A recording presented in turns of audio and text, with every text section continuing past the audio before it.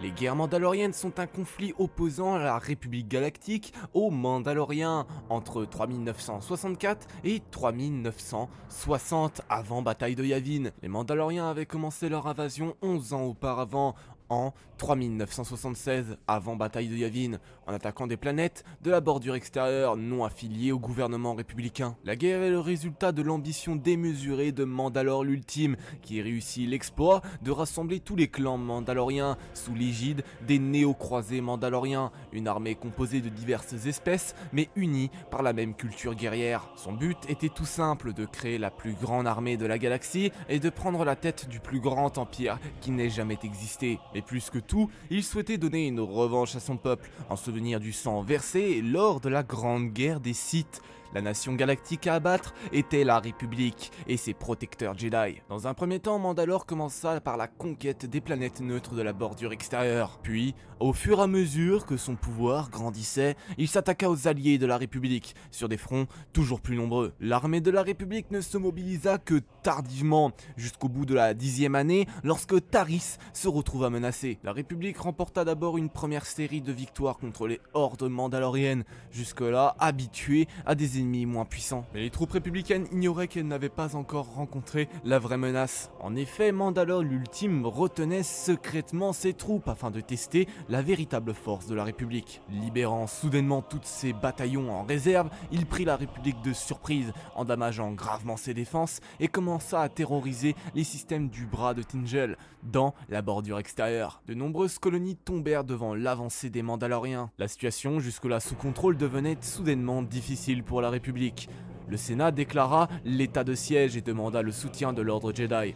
Pourtant, en dépit de leur serment, les Jedi refusèrent de se lancer au combat. Le Conseil décréta qu'aucun de ses membres ne devait participer aux opérations militaires. Une première justification était que l'ordre se remettait à peine de la guerre d'Exar Kun, 30 ans plus tôt, qui avait coûté la vie à bien des leurs. Il venait tout juste de rebâtir le nouveau temple sur Coruscant, la capitale de la République, du fait de la destruction du précédent sur Osus, qui mettait un terme à une présence de près de 21 000 ans. Les Jedi étaient donc davantage préoccupés par la récupération des vestiges afin de conserver la mémoire de l'ordre, et la reconstruction des effectifs avec de nouveaux sensitifs à la force, c'était un nouveau départ. Plus encore, le Conseil jugeait que les Jedi ne devaient pas se mêler de politique et ne se focaliser que sur la lutte contre le côté obscur, que ce soit autour d'eux ou sur eux-mêmes. Toute violence exercée pour un autre motif ne pouvait que nuire à la moralité du Jedi, exacerbant son sentiment de puissance à travers l'exercice des pouvoirs destructeurs de la force. Le traumatisme de voir de brillants éléments comme Freedon-Nad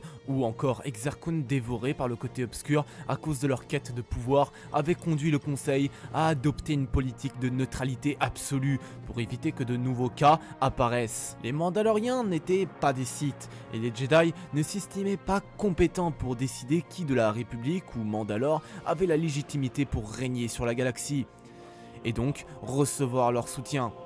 C'était l'époque où les Jedi effaçaient leur aspect guerrier au profit du philosophe. Cependant, un jeune Jedi nommé Revan et son ami Alec s'insurgèrent contre cette doctrine qui revenait à nier tous les principes qui défendaient la République. Lorsque les Mandaloriens dévastèrent la planète Katar, y causant des millions de morts malgré la résistance désespérée des militaires, ces deux Jedi ne purent taire leur conscience plus longtemps. Ils répondirent à l'appel de la République en dépit de la consigne de l'ordre et partirent au front, accompagnés par un certain nombre de volontaires Jedi surnommés les Revanchistes, à l'image de leur chef. Le mouvement fut applaudi par de nombreux commandants républicains, et grâce à leur intervention, la République put inverser le cours de la guerre. Sous le leadership de Revan et de Alec, l'armée républicaine chassa les Mandaloriens hors de l'espace républicain, remportant successivement des victoires décisives sur Altir ou dans l'amas de Jaga, jusqu'à les repousser dans leur dernier retranchement. Même s'ils se réjouissaient des victoires républicaines,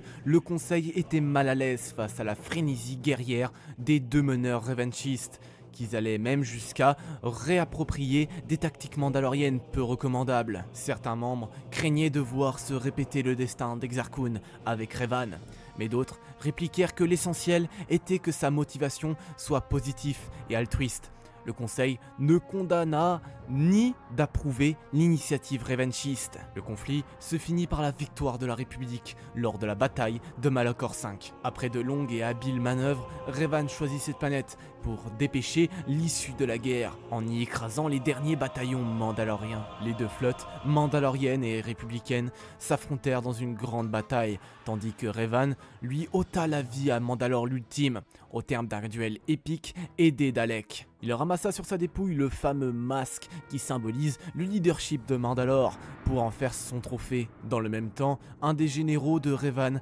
activa conformément au plan une super arme, le générateur d'ombre de masse. Cela anéantit non seulement la flotte mandalorienne, mais aussi celle de la République, ainsi que la planète et tous ceux qui s'y trouvaient. Revan n'hésita pas à sacrifier les milliers de soldats républicains et Jedi qui se battaient courageusement à ses côtés, car endurci par la guerre, il y voyait le prix à payer afin d'obtenir une victoire définitive face à l'obsession bornée des Mandaloriens qui refusaient de rendre les armes et condamnaient toute chance de résurrection de l'Empire mandalorien par la suite. La guerre était terminée et les rares survivants tels que Kart Onasi retournèrent à leur poste dans la République.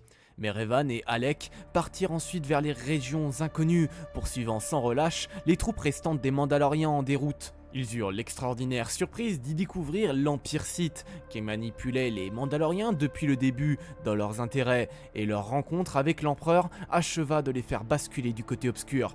Leur retour marqua le début de la guerre civile des Jedi. Cette vidéo est désormais terminée, j'espère qu'elle vous aura plu. Si c'est le cas, vous connaissez déjà la chanson, n'hésitez pas à liker et à vous abonner, c'est extrêmement important pour moi, donc merci beaucoup.